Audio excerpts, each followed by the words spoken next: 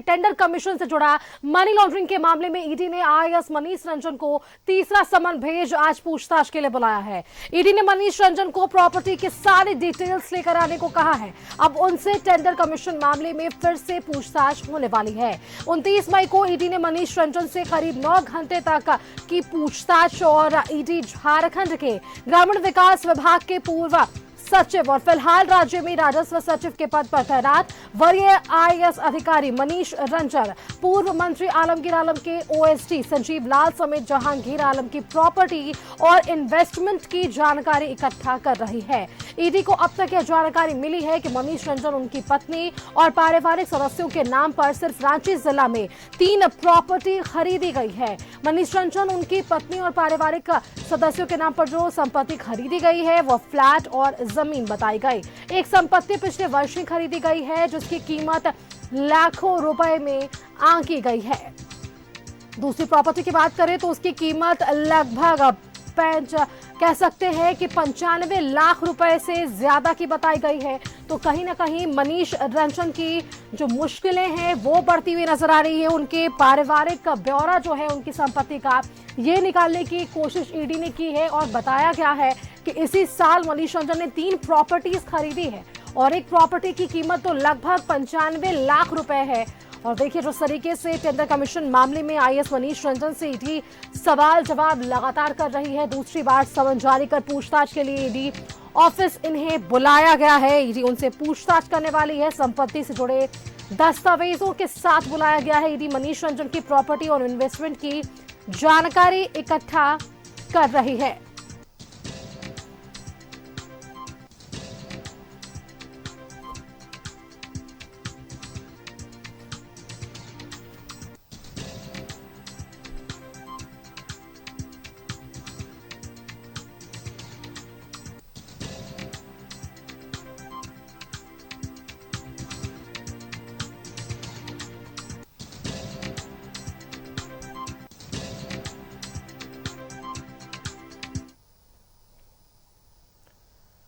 चलिए अधिक जानकारी के साथ हमारे साथ न्यूज रूम से संवाददाता दीपक जुड़ रहे हैं। दीपक का एक बार रुख कर लेते हैं। दीपक, देखिए जिस तरीके से ईडी लगातार ग्रामीण विकास विभाग के मंत्री आलमगीर आलम से पूछताछ कर रही है, अब इससे कई तार जोड़कर देखे गए। मनीष रंजन उनमें से एक प्रमुख नाम, दूसरा समन जारी कर उन्हें पूछताछ के लिए बुलाया गया है। साथ ही साथ देखिए संपत्ति के दस्तावेजों के साथ बुलाया गया है। ईडी उनके पूरे संपत्ति का ब्यौरा निकाल रही है और ये जानकारी भी हमने अपने दर्शकों को दिखाई कि देखिए पिछले इसी साल अगर बात करें तो मनीष रंजन ने 3 प्रॉपर्टीज खरीदी है और इन प्रॉपर्टीज में से एक प्रॉपर्टी तो 95 लाख की है। तो कहीं ना कहीं सवालों के घेरे में नजर आएंगे आज मनीष रंजन।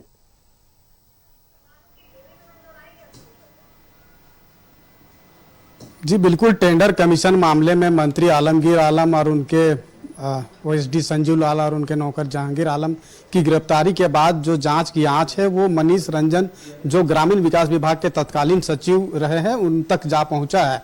और पहली बार जब ईडी ने समन जारी किया था तो 24 मई को मनीष रंजन को ईडी दफ्तर बुलाया गया था, लेकिन समय की मांग की गई थी और उसके बाद दोबारा जो समन जारी किया गया था ईडी के द्वारा, उसके अनुसार बीते 28 मई को ईडी दफ्तर पहुंचे थे और एक लंबी पूछताछ हुई थी तत्कालीन ग्रामीण विकास विभाग के सचिव मनीष रंजन से। लेकिन उस पूछताछ में और भी कई अहम जानकारी जो है वो ईडी लेना चाहती है और इसके लिए मनीष रंजन के एक तरफ जहां उनकी प्रॉपर्टी की जांच ईडी कर रही है, वहीं दूसरी तरफ एक बार फिर जो समन जारी करके जो ईडी के जो अधिकारी है वो मनीष रंजन को ईडी दफ्तर बुलाया है और उसके लिए आज की तिथि निर्धारित की गई है।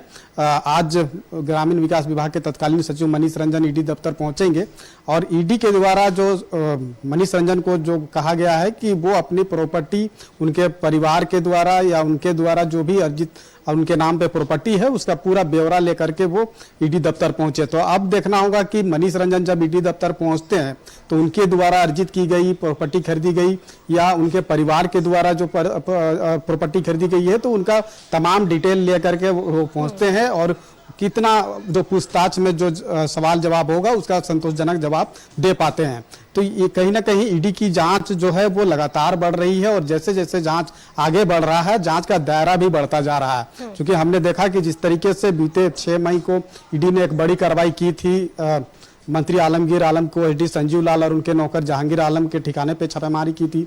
इसके अलावा कई इंजीनियर, ठेकेदार और कॉन्ट्रैक्टर के ठिकाने पे छापेमारी की थी। तो उस छापेमारी में 37 करोड़ से अधिक की नगद, कई डिजिटल उपकरण, कई दस्तावेज ईडी को हाथ लगा था।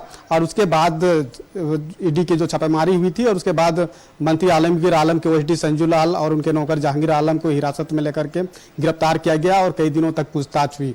और उसके बाद ग्रामीण विकास विभाग के जो मंत्री है आलमगीर आलम, उनको समन जारी करके पूछताछ के लिए बुलाया गया था। 2 दिनों की पूछताछ हुई, फिर उनको गिरफ्तार किया गया और गिरफ्तार करने के बाद 14 दिनों तक रिमांड पर लेकर पूछताछ हुई। तो जो पूछताछ हुई है अब तक, बात करें चाहे मंत्री आलमगीर आलम की या उनके एसडी संजीव लाल या फिर उनके नौकर जहांगीर आलम से, तो इन लोगों से जो पूछताछ में कई अहम जानकारी मिला है, वो पैसा के बारे में ईडी को जानकारी मिला है। इसके अलावा टेंडर जो आवंटित किए गए थे और उसके बदले में जो कमीशन की वसूली की गई थी और उस वसूली के पैसा में किनका किनका कितना हिस्सेदारी पहुंचता था, ये तमाम जानकारी जो है वो ईडी को मिला है। और उसी के आधार पर ईडी जो जांच कर रही है और उसके आधार पर जांच का दायरा भी बढ़ता जा रहा है।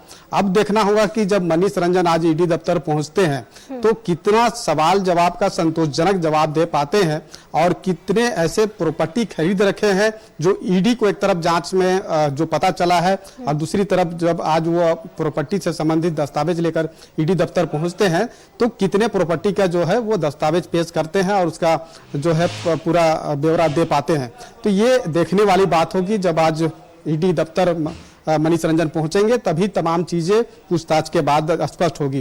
लेकिन जिस तरीके से इस मामले को गंभीरता से लेते हुए ईडी कार्रवाई कर रही है और इसकी पहली कार्रवाई की अगर बात करें तो साल 2023 में हुआ था। ग्रामीण विकास विभाग के तत्कालीन मुख्य अभियंता चीफ इंजीनियर वीरेंद्र राम के ठिकाने पे छापेमारी की गई थी और उस छापेमारी में 125 करोड़ रुपए से अधिक का जो आकलन है, जो वीरेंद्र राम के द्वारा अर्जित की गई थी अवैध तरीका से, उसका आकलन ईडी के द्वारा किया गया था। तो समझ सकते हैं कि एक ग्रामीण विकास विभाग के एक मुख्य अभियंता के पास से अगर इतना पैसे की अगर या धनराशि की या प्रॉपर्टी का अगर ब्यौरा अगर मिलता है ईडी को, तो मंत्री हो या फिर जो बड़े अधिकारी है उन तक जो जांच पहुंचा है तो उनके द्वारा किस तरीके से इस कमीशन के खेल में उनका कितना कमीशन बंधा हुआ था, मिलता था, तो ये तमाम चीजों को लेकर के ईडी की कार्रवाई हो रही है। अब आने वाले समय में आप देखना होगा कि जिस तरीके से जांच का दायरा बढ़ रहा है, इसमें कई लोग भी ईडी के जो रडार पर आ सकते हैं। चूंकि वीरेंद्र राम को जब गिरफ्तार किया गया था और रिमांड पर लेकर के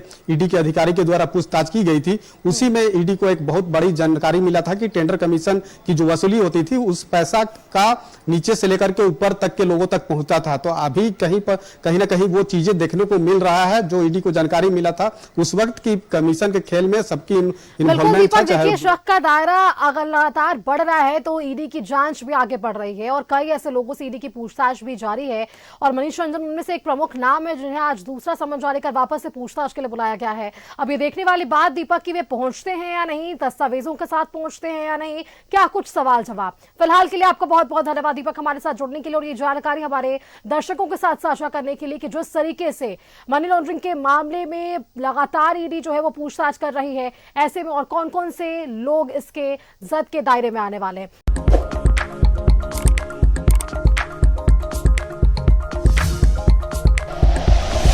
like and share videos, subscribe करें हमारा चैनल और प्रेस करें बेल आइकॉन। न्यूज़ 11 भारत, सच है तो दिखेगा।